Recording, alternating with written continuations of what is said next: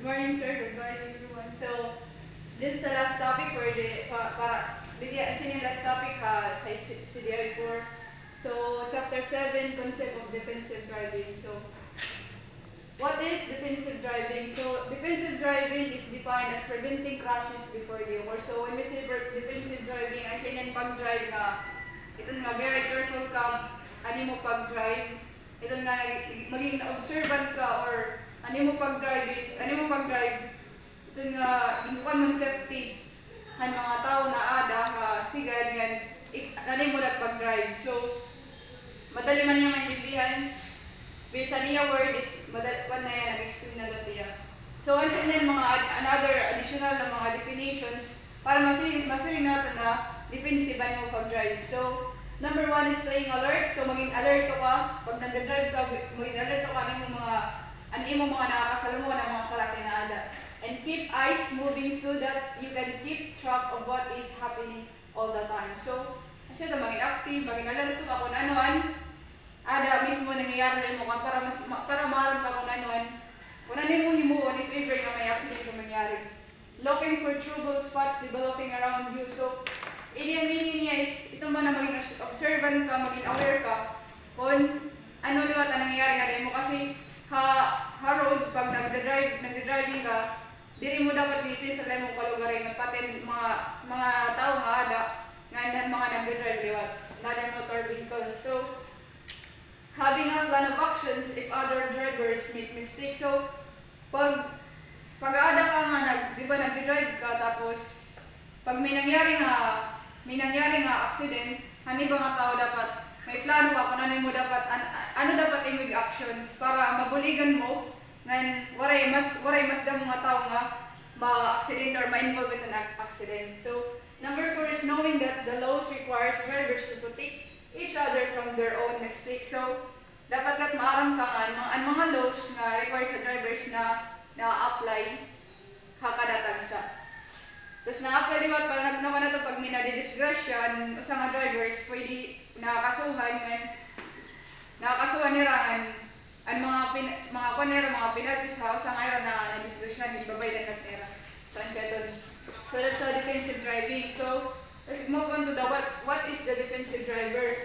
So, defensive driving, i-define niya kung paano mag-drive, ang pag-driving mismo.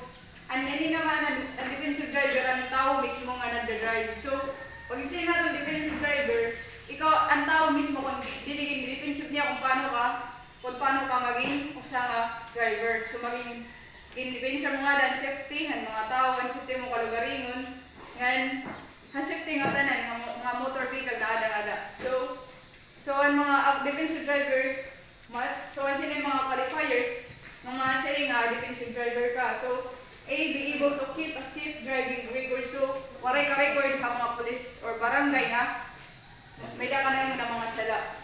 Haba positive attitude in road safety. So, maging positibo ka pag nag-drive ka. Then, be physically and mentally fit drive. So, ito mismo, ay mo utak, ay mo lawas, dapat ready ka nga, kaya mo mag-drive, dapat mag-apply. Then, have a receive proper training before driving. So, dili more on, and nawa talaga nila yan. And, na-focus sa mga bus or other mga sarakyan na kailangan mag-training ng mga driver. So, ang mga motor naman, pwede mag-training, pero pwede dati tutluang kaliwat para mag-drive ka nga ni kayong galugarin. So, siya niyan, mga qualifiers. Then, roadworthiness is the ability of a motor vehicle to be suitable. So, ability ang motor vehicle na maging suitable or maging swap, iyang operating conditions na mag-operate or meeting acceptable standards for safe driving.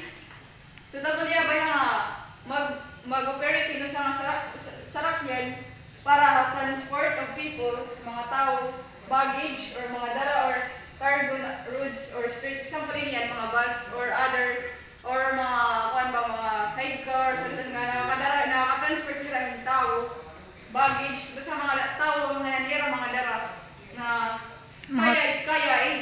kaya igdara ito sa one motor vehicle. At siya na roadworthiness. Then, what makes a motor vehicle unsafe? So, ano yan mga reason kung kaya may mga motor na disgrasya or may mga sakyan na disgrasya. So, A sa for motor maintenance, mga maintenance na sa mga sakyan is diri mga swap or mga baraton lang mga pinamalit.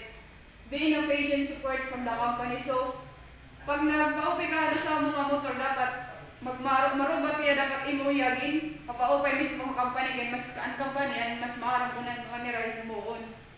Then si abusive handling or driving. So maraming mga titan mga nagdadrive ng mga hambugan, mga nagdadrive ng mga hubog, so ito nila ina-abusive nila mga nagpag-drive. Then lack of basic troubleshooting. So hindi bagan marang ka ba dapat marang ka pag safety kaurugan ng mga tao dahil mo sa sila ng mga troubleshooting. Dapat pag nag-drive guys, diri mo na dapat ipinsa mo kalugarin mo dapat tanan nga ada ka pag nagabiyahe ka inipinsa mo. So alin mga 10 low budget checklist nga kung kaya mo may nangyayari na mga aksidente. So hindi ka dapat mo i-check pag mag-drive ka.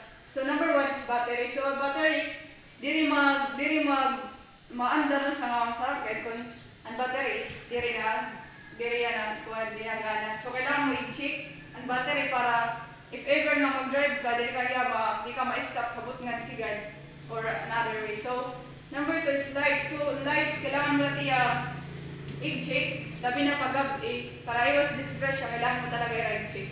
Then an oil. So an oil sa mga motor vehicles sa mga sakyan is kailangan natin i-change oil or kailangan na i-check kay pag an oil sa mga sakyan is guti lahiya or diri na mabalyuan is possible nga marubat ang sakyan or possible ka ma-disgrasya liwat.